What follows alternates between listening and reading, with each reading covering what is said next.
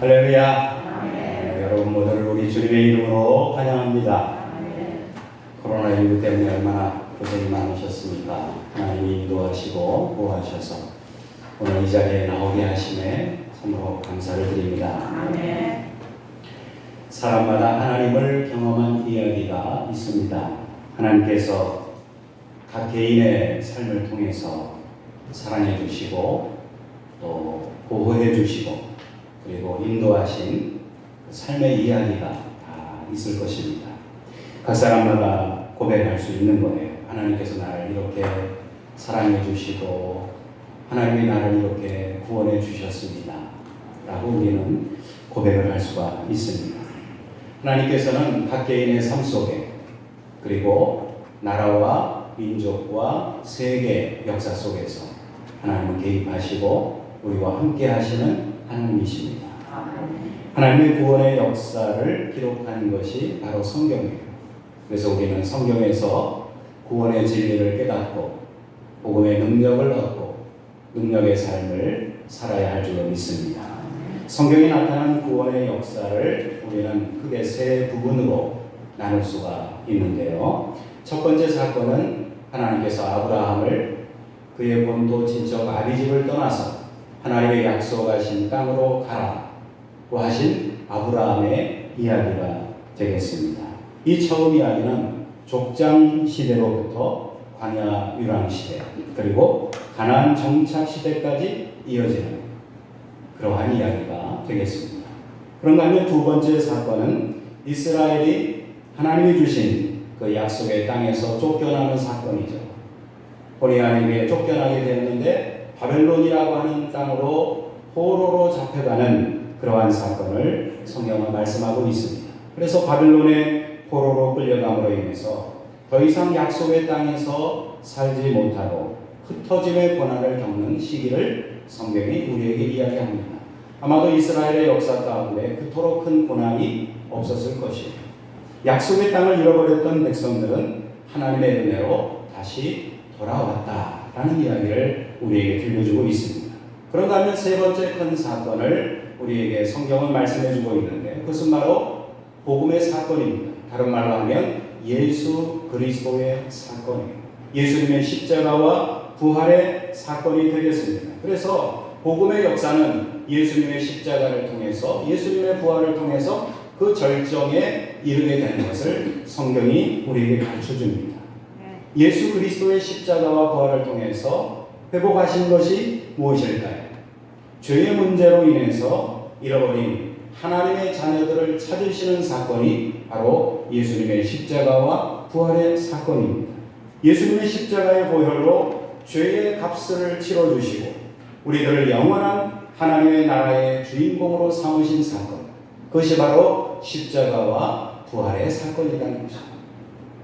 하나님 나라에 거하는 말하자면 영적인 가나안, 구약의 민족들이 구약의 이스라엘 민족이 그토록 바라던 가나안 정착, 이것이 오늘 신약에 이르러서 예수 그리스도의 십자가와 부활의 사건을 통해서 우리에게 영적인 가나안, 천국에 살게 하신 복음의 사건, 회복의 사건이 바로 복음이라고 말할 수가 있습니다.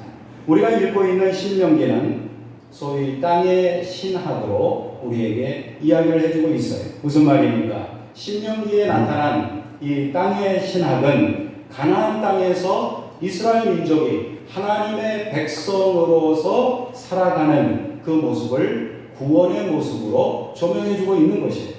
그러나 궁극적으로 하나님께서 주신 그 약속의 땅에서, 약속의 땅은 하나님이 주셨는데 하나님께서 주신 약속의 땅에서 신명기 4장 40절에 약속하신 대로 한없이 오래 살리라 라고 하는 이 하나님의 약속이 궁극적으로 누구를 통해서 이루어졌나요? 바로 우리 주 예수 그리스도를 통해서 저 영원한 하나님의 나라 영적인 가나안에서 영원히 왕노릇을 하며 주님과 함께 살게 되는 그 복음의 능력을 통해서 하나님 나라의 역사가 성취된 줄로 우리는 믿습니다. 여러분, 하나님의 은혜가 무엇입니까? 하나님의 나라를 잃어버린 백성들에게 예수님의 십자가와 예수님의 부활을 통해서 우리에게 생명을 주시고 그뿐만 아니라 저 천국의 주인공이 되어서 우리로 살게 하신 것, 그것이 바로 예수님의 은혜인 줄로 믿습니다. 그렇기 때문에 이 복음이 구약에 나타난 언약의 성취라고 우리는 선언하고 믿는 것이에요. 우리가 오늘날 하나님 나라의 주인공으로 살아가려면 어떻게 해야 되겠습니까? 오늘 우리는 이 모세의 이야기를 통해서 하나님의 음성을 들어야 할 것입니다. 첫째로 말씀을 지켜 행하라. 우리에게 권면하고 있습니다. 오늘 본문 6절에서 모세는 명령합니다. 너희는 지켜 행하라. 하나님의 말씀을 지켜 행하라는 것입니다. 왜 이 말씀을 하나님이 우리에게 주셨을까요? 하나님의 백성의 힘과 능력이 어디에서 나오는가를 가르쳐주는 말씀이라고 이해할 수 있겠습니다. 우리가 인생을 살아갈 때, 힘들고 어려울 때, 역경을 당할 때, 아무것도 기댈 것이 없다고 생각될 때 우리가 어떻게 해야 될까요? 우리의 힘과 우리의 능력은 어디에서 나오는 것입니까? 하나님의 말씀인 줄로 믿으시길 바랍니다. 하나님의 백성이 하나님의 말씀을 지켜 행할 때 하나님께서 우리에게 지혜를 주시고 지식을 주셔서 넉넉하게 이길 수 있도록 하는 것을 믿으시기 바랍니다. 이스라엘 백성들이 약속의 땅을 차지하는 것이 그 시대의 엄청난 하나님의 사명이었습니다. 약속의 땅을 차지하려면 어떻게 해야 될까요? 가나안 땅을 얻을 수 있는 길은 군사력일까요?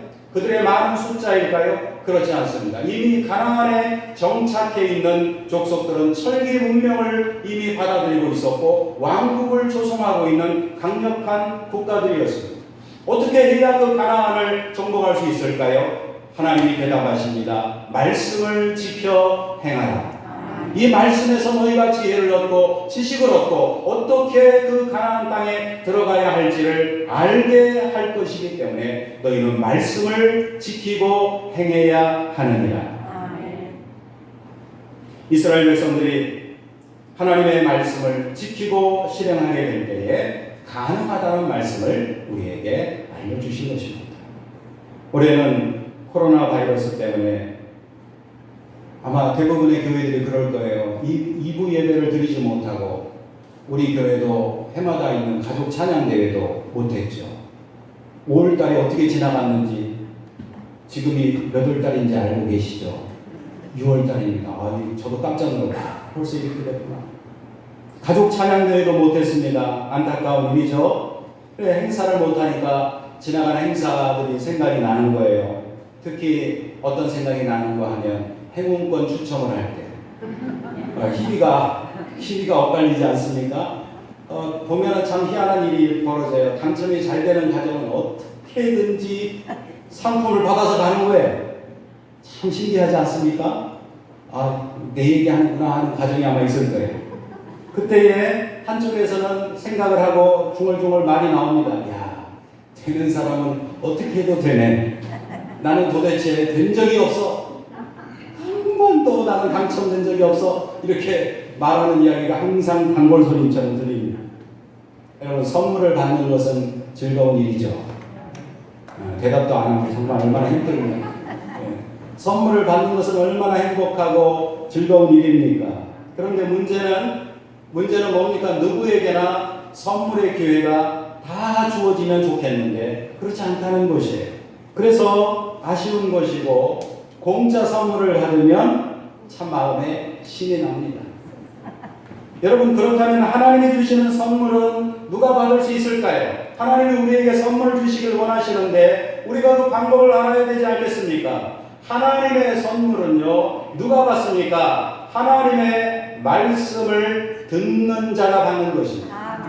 하나님의 말씀을 듣는다라고 하는 것은 이것은 하나님의 축복이에요. 내가 지금 듣고 있다, 내가 지금 깨닫고 있다, 하나님의 말씀의 은혜를 받고 있다라고 하는 것은 하나님의 축복의 시작이요 선물이 나에게 도착하는 신호인 것을 믿으시기 바랍니다. 4장 33절의 말씀을 보세요. 어떤 국민이 불 가운데서 말씀하시는 하나님의 음성을 너처럼 듣고 생존하였느냐. 여기에는 많은 이야기가 있어요. 하나님이 우리의 기도도 들으신다고 이어서 말씀하고 있지 않아요? 그러니까 하나님은 우리에게 말씀하시는 하나님이라는 거예요. 하나님이 말씀하실 때 듣는 자에게 복이 있다는 것입니다. 왜 그렇습니까? 하나님이 주시는 놀라운 선물을 말씀을 통해서 주시기 때문에 그 말씀을 듣는 자가 복된 자라는 사실을 말씀하고 있는 것입니다. 하나님의 말씀을 통해서 우리는 하나님의 인도하심을 경험합니다. 코로나19라고 하는 그야말로 경험해보지 못한 이와 같은 사태에 직면했을 때 아마도 세상의 대부분의 사람들이 공황 상태에 빠졌을 거예요. 어떻게 해야 됩니까? 하나님의 일을 어떻게 우리가 감당해야 되겠나요? 라고 생각하는 그때에도 우리는 하나님 말씀에 귀를 기울여야 합니다. 하나님이 인도하시고 하나님이 보호하셔 우리를 이끌어 주실 것을 믿으시기 바랍니다. 하나님께서 말씀을 통해서 우리를 쉴만한 물가와 푸른 초장으로 인도해 주신다는 것입니다. 이러한 은혜는 거룩한 하나님의 백성들에게 하나님이 허락하신 은혜요 은사라는 것입니다. 여러분, 은사가 무엇입니까? 하나님의 선물을 말씀하는 거예요. 하나님이 우리에게 주신 선물 중에 가장 으뜸되는 선물이 무엇입니까? 하나님의 말씀인 것을 믿으시기 바랍니다. 그래서 하나님은 우리에게 말씀하시는 거예요. 신명기 6장 4절에 그 유명한 선언이 있지 않습니까? 이스라엘아 들으라. 왜 들으라고 말씀하셨을까요? 듣는 것이 복이고 듣는 것이 선물을 받는 방법이기 때문인 것입니다. 하나님께서는 당신의 택하신 백성에게 말씀하시는 하나님이 있습니다. 그러므로 우리는 요한복음 10장에서 말씀하신 것처럼 주님의 음성을 내가 알고 주님이 나를 알고 주님과 나와의 영적인 소통이 가능해지게 될 때 선한 목자의 인도하심을 받고 쉴만한 물가와 푸른 초장으로 인도함 받게 되는 거예요. 우리 믿는 성도들의 하나님과의 관계가 바로 이와 같은 관계인 것을 우리는 분명히 믿고 날마다 주님의 음성을 들으시기를 간절히 소원합니다. 우리 믿는 성도들은 하나님의 말씀을 들을 때 이렇게 고백합니다. 주님의 말씀을 들으니 주의 말씀이 꿀처럼 송이꿀보다도 답니다. 아멘. 할렐루야. 아멘. 시편 19편에서 시편 기자가 뭐라고 고백했어요? 금곧 많은 순금보다 더 사모할 것이며 꿀과 송이꿀보다 더 달도다. 또 주의 종이 이것으로 경고를 받고 이것을 지킴으로 상이 크니이다. 아멘. 할렐루야. 이렇게 귀한 하나님의 말씀을 듣는 것이 하나님의 은혜고 우리들의 복이라고 하는 거예요. 그러니까 여러분 말씀을 가까이 하시기 바랍니다. 시편 1편에 뭐라 그랬어요? 주의 말씀을 주야로 묵상하는 자가 복된 자라고 시편 1편 1절로 2절에서 우리에게 말씀하고 있지 않습니까? 하나님의 말씀을 주야로 묵상하며 이 말씀의 인도하심을 받고 주님과 동행하는 것을 가장 큰 기쁨으로 하는 주님의 백성 되시기를 간절히 소원합니다. 아멘. 두 번째로 우리가 할 일이 무엇입니까? 하나님의 은혜를 기억해야 합니다. 하나님께서 모세를 통해서 명령하신 내용이 무엇입니까? 9절의 말씀을 한번 보세요. 오직 너는 스스로 삼가며 내 마음을 힘써 지키라. 그리하여 내가 눈으로 본 그 일을 잊어버리지 말라. 내가 생존하는 날 동안에 그 일들이 내 마음에서 떠나지 않도록 조심하라. 너는 그 일들을 내 아들들과 내 손자들에게 알게 하라. 아멘. 여기서 매우 중요한 두 가지 동사가 나오고 있습니다. 첫째는 잊어버리지 말라. 마지막으로 알게 하라 라고 하는 이 두 가지 동사를 우리는 마음에 새겨야 할 것입니다. 오늘 본문의 이야기가 그것을 말하고 있기 때문에 모세는 지금 하나님께서 과거에 베풀어 주셨던 사건을 회고하면서 자기의 손자와 같은 이스라엘 백성들 광야의 2세대를 향해서 지금 말씀을 하고 있는 것입니다. 그들을 향해서 말씀하시는 골자는 무엇입니까? 너희는 절대로 무서워하거나 두려워하지 말라. 오늘 우리에게 주시는 말씀 같지 않나요? 무서워하거나 두려워하지 말라. 하나님이 주신 땅을 선물로 받기 위해서 우리 하나님의 백성들에게 필요한 자세가 무엇입니까? 무서워하거나 두려워하지 말라. 아멘. 그래서 하나님께서는 여호수아가 누굽니까? 모세의 후계자로서 모세의 뒤를 이은 사람이죠. 이 사람이 하루아침에 나타난 것이 아닙니다. 모세의 그림자와 같은 사람으로서 40년 동안 모세와 동행하며 모세의 모든 것을 배운 사람이 여호수아인 것입니다. 그렇기 때문에 이 여호수아를 하나님은 예비하시고 여호와 이레의 은총으로 이스라엘을 보호하신 거예요. 그런데 그 여호수아에게 우리 하나님이 남겨주신 메시지가 뭡니까? 너는 두려워하거나 놀라지 말라. 이것이 첫 번째 메시지였어요. 그래서 여호수아 1장 6절의 말씀을 보시기 바랍니다. 강하고 담대하라. 너는 내가 그들의 조상에게 맹세하여 그들에게 주리라 한 땅을 이 백성에게 차지하게 하리라. 아멘. 할렐루야. 우리 하나님은 언제나 우리에게 큰 일을 이루게 할 때에 하나님께서는 먼저 우리 마음속에 꿈과 소망을 주십니다. 여호수아에게 주신 하나님의 놀라운 뜻과 비전은 바로 이것이었어요. 내가 이 백성에게 차지하게 하리라. 하나님의 말씀이니 여호수아는 강하고 담대할 수가 있었고 가나안 땅을 점령할 수 있는 능력을 그는 하나님의 말씀으로부터 받았던 것입니다. 어제는 원로장로님께서 김상훈 원로장로님께서 교회 오셔가지고 교회 역사를 회고하시면서 유튜브에 요즘은 또 좋은 세상이 되어서 유튜브로 우리가 설교도 듣고 또 우리를 표현하기도 하고 그렇지 않습니까? 유튜브에 남길 영상을 찍으셨어요. 과거에 3번의 건축에 관여하시고 감독하신 참으로 훌륭한 우리 장로님, 그 3번의 교회 건축에 대한 회고와 함께 70주년을 축하한다는 메시지까지 적어 오셔서 말씀을 하실 때 참 마음이 기뻤습니다. 저는 그 순간에 먼저 하나님 나라로 소천하신 최경옥 원로 장로님이 생각이 났어요. 과거에 얼마나 교회를 위해서 헌신하시고 물심양면으로 시간을 바쳐서 물질을 바쳐서 정열을 다 바쳐서 교회를 위해서 헌신하신 위대한 우리의 믿음의 선진입니다. 그런 분들을 추모하는 것은 참으로 기쁘고 감사한 일이 아닐 수가 없어요. 김상문 원로장로님의 영상을 오늘날 남기는 이유가 뭡니까? 과거에 우리와 함께 하신 하나님의 역사를 몸소 체험하시고 그것을 증거한다라고 하는 것은 후손들에게 매우 귀중한 교훈이 될 것이기 때문입니다. 아멘.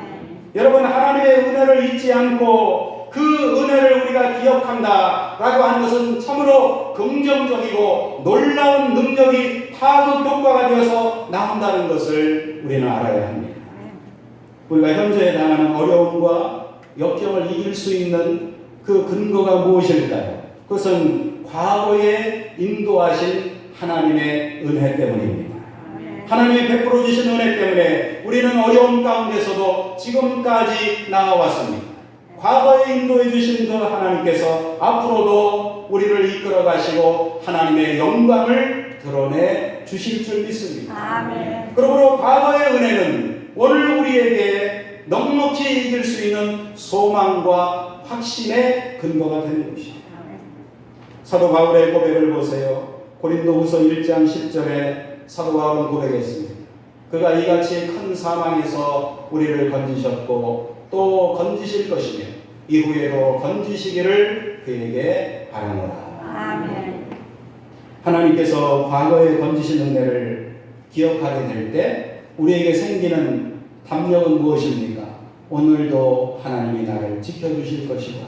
앞으로도 하나님이 우리를 인도하여 주실 것이다. 아멘. 이 믿음이 생기게 되는 줄로 믿습니다. 아멘. 사랑하는 성도 여러분, 하나님의 은혜를 기억하는 것이 왜 중요합니까? 하나님의 은혜를 기억할 때 우리는 감사를 드릴 수가 있는 거예요.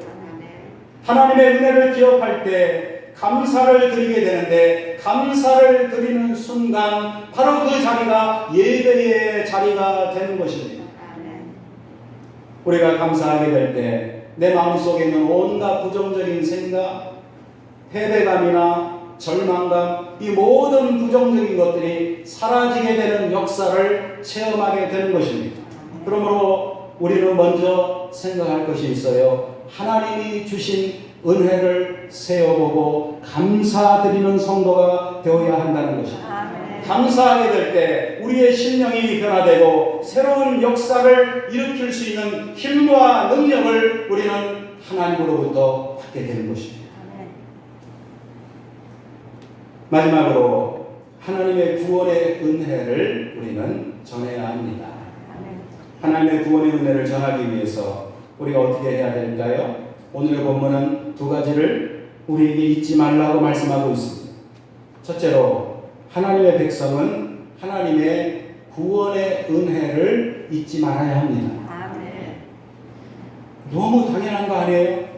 그런데 우리는 구원받지 못한 사람처럼, 구원받지 못할 것처럼 그렇게 행동하고 생각하고 그렇게 말하는 때가 얼마나 많습니까? 우리는 언제나 어느 때나 우리의 생각과 우리의 말과 우리의 행동 속에 구원받았다는 것을 가득 채워서 모든 부정적인 것들을 물리치고 주님의 백성으로서 살아가야 할 것을 잊지 말아야 합니다. 아멘. 오늘 본문 9절의 말씀을 다시 한번 보세요. 여기에서 강조하는 것은 잊어버리지 말라. 두 번째 강조하는 것은 알게 하라 라는 말씀이라고 여러분에게 말씀을 드렸습니다. 첫 번째는 하나님의 구원의 은혜를 잊지 말아야 한다는 것입니다. 두 번째 잊지 말아야 할 것이 있어요. 그것은 바로 하나님의 언약입니다. 아멘. 23절의 말씀을 보세요. 너희는 스스로 삼가 너희의 하나님 여호와께서 너희와 세우신 언약을 잊지 말고 내 하나님 여호와께서 금하신 어떤 형상의 우상도 조각하지 말라. 아멘. 여러분, 신명기를 우리가 읽어보면 하나님이 말씀하시는 언약의 개념을 깨닫게 됩니다. 그 언약의 개념이 뭡니까? 십계명을 통해서 주신 하나님과 이스라엘 백성 간에 맺은 언약이에요. 그러면 여러분, 그 언약을 오늘날에도 여전히 유효하다라고 우리는 말할 수 있습니다. 그런데 그 언약을 성취한 분이 계세요. 누굽니까? 바로 예수 그리스도인 줄로 믿습니다. 예수님이 그 언약의 성취자가 되셨어요.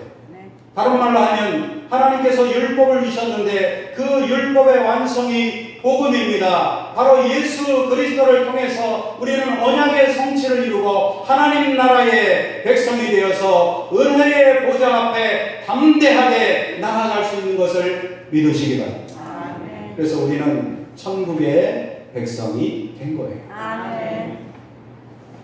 그래서 우리는 뭐라고 말해야 될까요? 나는 하나님의 구원의 은혜를 받은 사람이야. 아멘. 그렇게 말하는 것이 나의 신앙적 정체성이라는 것입니다. 나는 부족한데, 나는 죄인인데 하나님이 나를 사랑해 주시고 나와 함께 하시고 나를 지켜주시고 나를 보호하셔서 하나님이 나를 구원해 주셨습니다. 아멘. 저 하늘나라의 백성이 되게 하셨습니다. 아멘. 라고 고백하는 것이 우리의 신앙적 정체성이라고 하는 것입니다. 하나님의 백성이 해야 할 일을 모세는 권면하고 있는 것입니다.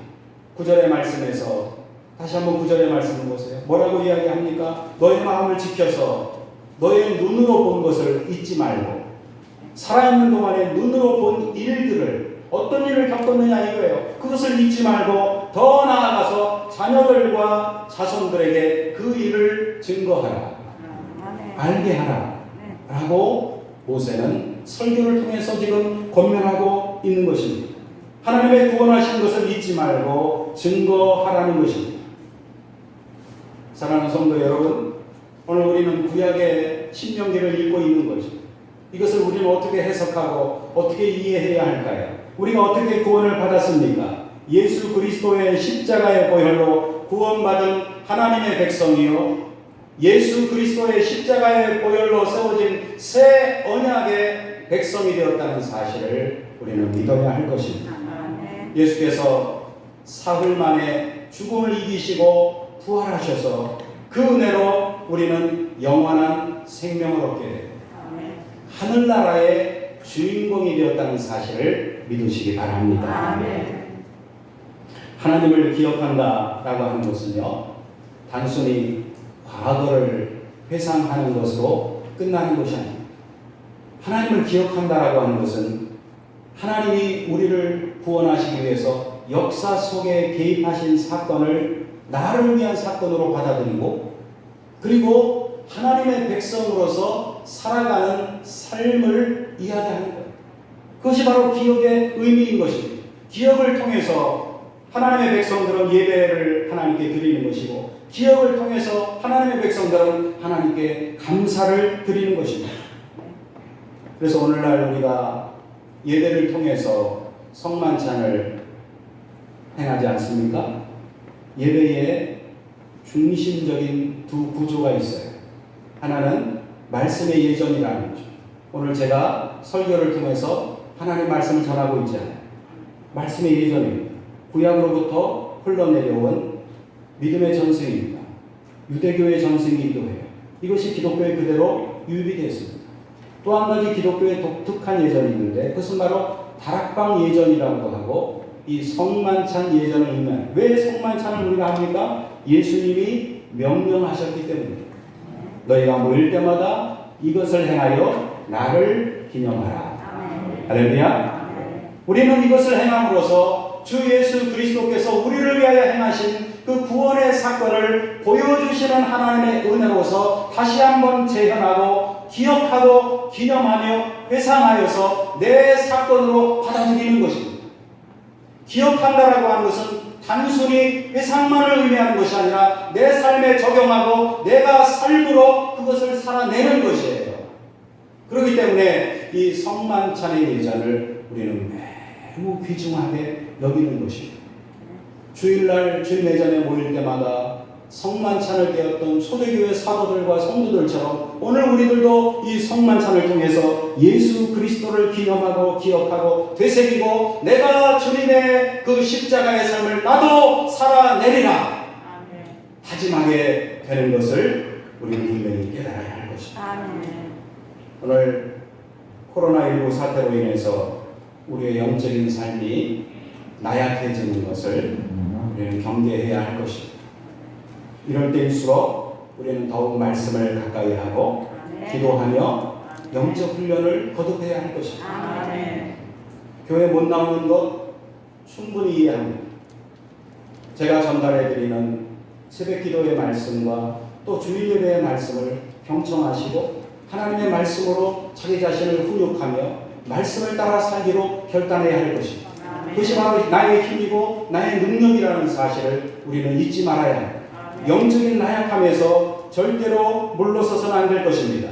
기도와 예배와 말씀의 삶을 통해서 하나님의 구원의 은혜를 되새기고 그것으로 끝나는 것이 아니라 우리의 다음 세대들에게 내 자녀와 자녀의 자녀들에게 하나님의 구원의 은혜를 알게 하는 것이 바로 우리의 사명인 것입니다. 이 사명을 온전히 감당하시기를 주의 이름으로 축원을 드립니다. 기도하겠습니다. 거룩하신 아버지 하나님 감사를 드립니다. 귀한 시간 우리에게 말씀으로 권면하시고 깨닫게 하시니 감사합니다. 주님의 뜻을 온전히 증거하는 저희들이 되게 하여 주시옵소서. 예수 그리스도의 이름으로 간절히 기도하옵나이다. 아멘.